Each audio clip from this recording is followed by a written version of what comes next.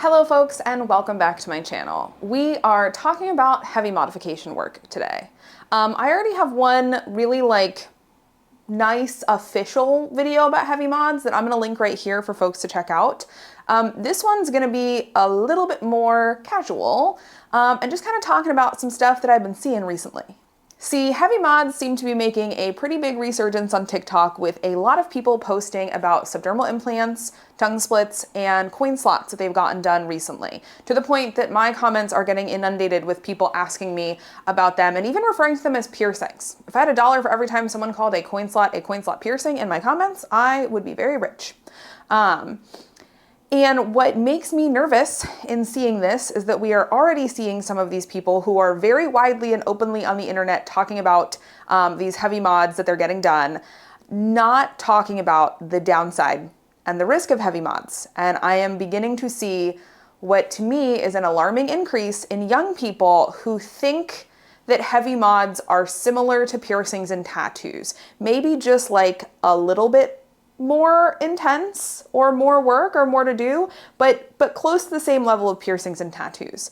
And as someone who has 5 separate heavy modification procedures done by 5 artists, some of whom are some of the best artists in the world, regarded internationally for this level of work, I am here to tell you, genuinely and sincerely, heavy modification work is illegal plastic surgery. And when I say that, I don't say it to scare people away. Obviously, I have the work done myself, so I thought I still chose to do it. But I say it because it is the God's honest truth. Surgeons will not do a lot of the procedures we're looking for. A coin slot involves removing skin and cartilage from your ear, stitching it together, and leaving missing chunks of cartilage so that you can wear rings in it. And yes, it looks very cute and it looks very beautiful, but plastic surgeons consider that a mutilation. They don't want to do it. They don't want to deal with it. Tongue splitting. I've heard about like 2 or 3 surgeons who people claim do tongue splits. I've only seen work from one. It was bad. But for the most part, those leads have all gone nowhere. Subdermal implants, same thing. And it's surgical level work. Like, make no mistake, even though you see people posting this stuff on Instagram and talking about it on TikTok and things like that, this is surgical level work. Someone is cutting you open with a scalpel, digging around in your body or removing parts of your body and stitching it shut. And during this time, you are not on a heart monitor. Your vital signs are not being monitored. You are not prescribed painkillers or antibiotics for the healing. And if you do have something go wrong and you do need help, in some states, the work that you got done is illegal. In some countries, they've said that we will only offer help with this if you tell us who did it, where you got it done, and all of the details, because we're going to have to file a police report and you're going to have to be involved in this because this is illegal work. So depending on where in the world you are when you're opting to get a heavy mod done, you may be getting a surgical procedure done and not have the ability to access healthcare if something goes wrong, without putting yourself and your artist at the risk of a legal case with your local courts. Unless you have the money to pay out of pocket, sometimes exorbitant fees for private medical care and removal. And I don't say any of this, again, to scare people away. I have a bunch of heavy mods. Clearly, I'm not completely opposed to them, but I do find myself getting really concerned with the sort of casualness that people are treating heavy mods with online and the repercussions that that has. Because when things go wrong, people end up DMing me, people reach out to me. And in the last couple of weeks alone, I've had someone reach out to me about a botched tongue split, about bad aftercare that was given for a coin slot. So they ended up going through all that pain and all of that procedure, and they can't even wear more than 2 rings in it. And someone who had a very untruthful experience with getting subdermal implant work done. And it's so hard these days because we've lost previous resources we had where it was easy for folks to share information about different practitioners and the truth behind different practitioners. But if I'm being completely honest, even when we had those resources, practitioners who were hacks and doing unsafe work still got away with doing some really just egregiously bad modification procedures on people. I'm going to show some pictures in this video. They're going to be a little graphic, just a forewarning. But this is a botched tongue split from a mod artist who was widely regarded online for quite some length of time. This is a coin slot that went necrotic and caused really serious issues for this person's ear. And this was done by one of the artists who is the most popular online right now for heavy mod work. And if you know where to look online, you can find the whole thread with these images and these experiences. This artist ghosting this poor girl afterwards as she was dealing with her ear literally coming apart, and breakdowns from other reputable heavy mod artists about everything that went wrong during this procedure and what this artist did wrong. You can also find dozens of other people in the comments who had the same negative experience with this artist. And the common refrain with folks who have these negative experiences is, I wish I did more research. I wish I did more research. I saw a few people I know post their own heavy mods. I saw people with healed heavy mods talking about it on Instagram and TikTok, and I thought it looked really cool, and I assumed it was safe. And all I did was ask a couple people for some name suggestions and maybe Google a few things about the procedure and read a few Reddit posts, decided I wanted it, and went and got it done. And it's not a tattoo, where if it's done wrong, you can just get it lasered off and it's fine. It's not a piercing, where if it's done wrong, you take it out and you have some scars. Heavy mod work is a different beast. I have dreamed of having subdermal implants in the top of my hands for so long. From when I was very young and I saw the first Hayworth Captive subdermal implant in the top of a hand, I thought it looked so cool. I thought I wanted it so bad. And most people know me, I'm a little neurotic. I'm a type A. I do all the research. And so I did a ton of research and I started talking to people who had hand implants. And I talked to some people who had them and loved them, and it was great. I talked to not a small number of people who ended up having their implant removed because over time it started causing nerve damage in their hand, because it is an implant on the top of the hand and it is pressing down on the nerves and the tendons on the top of the hand. I spoke with piercers who were dealing with numbness and radiating pain along their pinky finger and along the side of their hand, and experiencing it sometimes radiating up in their arm to their radial nerve. I spoke with folks who lost hand mobility. I spoke with folks who had a hand implant and just tripped and fell and hit their hand really hard on something, and it broke that fragile skin over the implant, and the implant started to reject, and they ended up with a bunch of scar tissue and encapsulation on the top of their hand that causes issues with hand mobility.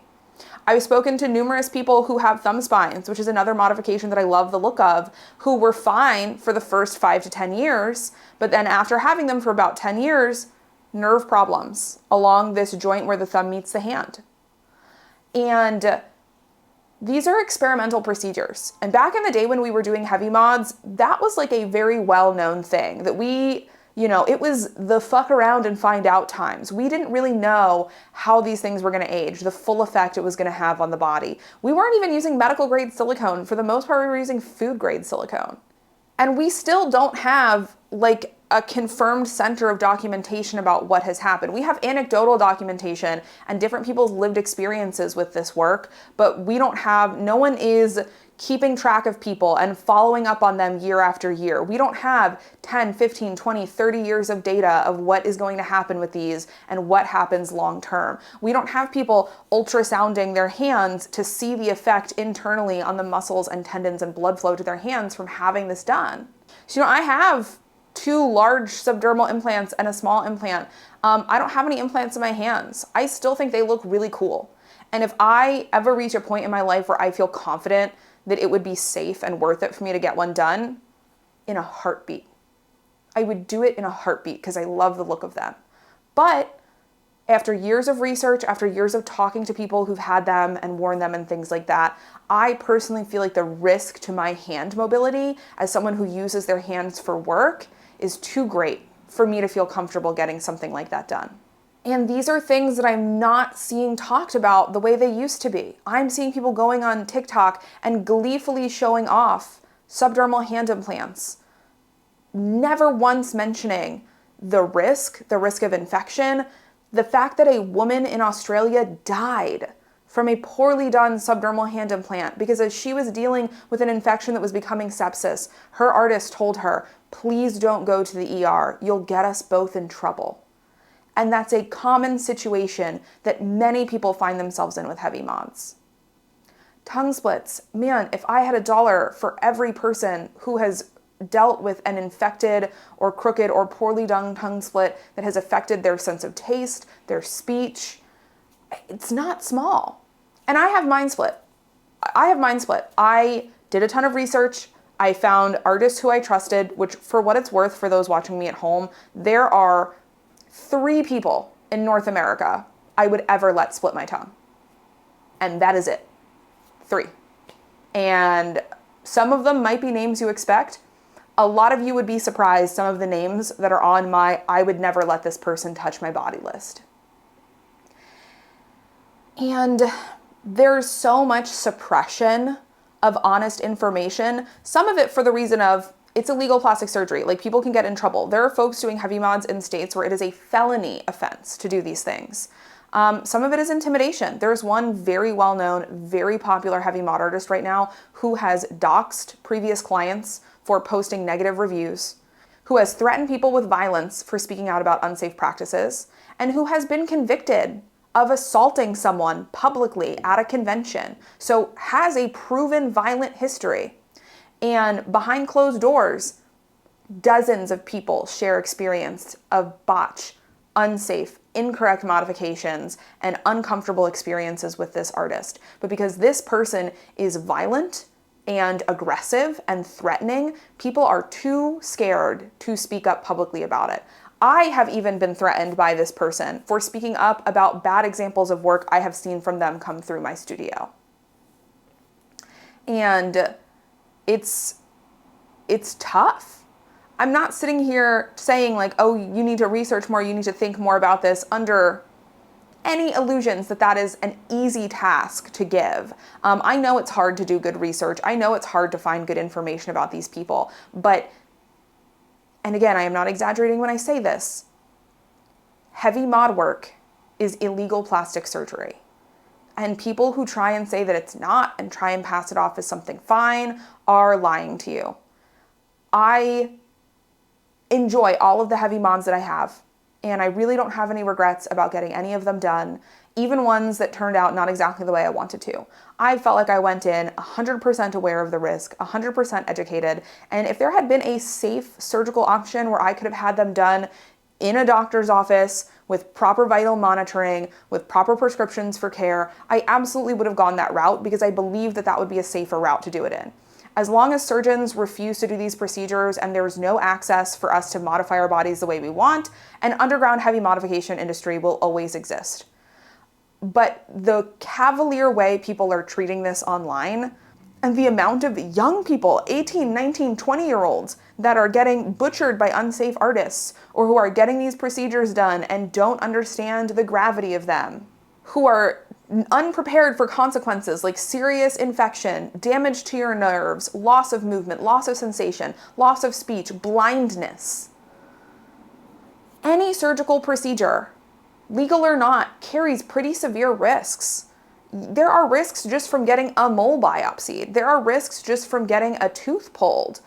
This is not tattoo and piercing level risk. And so this is not something to just be like, oh yeah, I heard from this guy that this person is good at doing these things, so I'm gonna go get it done by him. You should be doing a ton of research, heavily vetting people before you trust them with your body for these sorts of things. And even with the best artists, you should be really considering the long-term impact of this. And if you are comfortable being someone who's getting what is essentially still to this day, in many ways, experimental work done. Like, I love the implants that I have in my chest. I love the implant I have behind my ear. I personally still consider stuff in the hands far too experimental for me to feel comfortable getting it done. Kudos to the people who do and who want it. Again, I think it looks great. I would love to have it, but there is not enough centralized documentation, not enough long-term research, and I have simply spoken to too many people who work with their hands who are filled with regret from getting this work done to be willing to take that risk with my hands and potentially have to live with that regret for the rest of my life. And if it is worth it for you, power to you, because people have to get it done for us to do the experimentation and see if it works and figure out how to do these things, right? The first people who got their tongue split, who got implants done, like, they are the people who made it possible for us to modify our bodies and control our bodies these ways. And I think that is amazing and powerful and just so cool. I also just don't think there is enough conversation and focus on the risks right now, and it genuinely terrifies me the amount of very young people who are running out to get this work done, very uneducated about the risks that they're taking with their body and the long-term consequences. So if heavy mod work is something that you are considering getting done, please do a substantial amount of research on both the procedure you're interested in and the artists you're going to. Have multiple people that you trust in this industry vet the person you're interested in seeing. Talk to people who have had that modification done for at least 10 years, if not longer, about their experiences with it. And there is no modification out there that only has positive success stories and results. So ensure that in your research, you are reading about what happens when things go wrong and what that is like for people, and truly asking yourself if that risk is worth it for you. All right, folks, thanks so much for sitting down and chatting about this. And again, I'm gonna link my more structured, more educational focused heavy mod video in the comments down below and at the beginning of this video. I think you should watch that one and this one to get a full perspective on this. And I look forward to sitting down and chatting with y'all again next week. Bye.